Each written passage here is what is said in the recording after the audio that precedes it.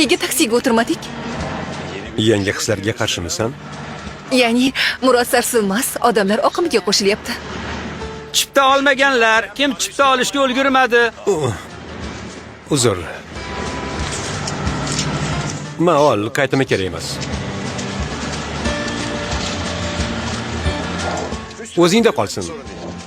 Yo, gaplarga e'tibor bermang.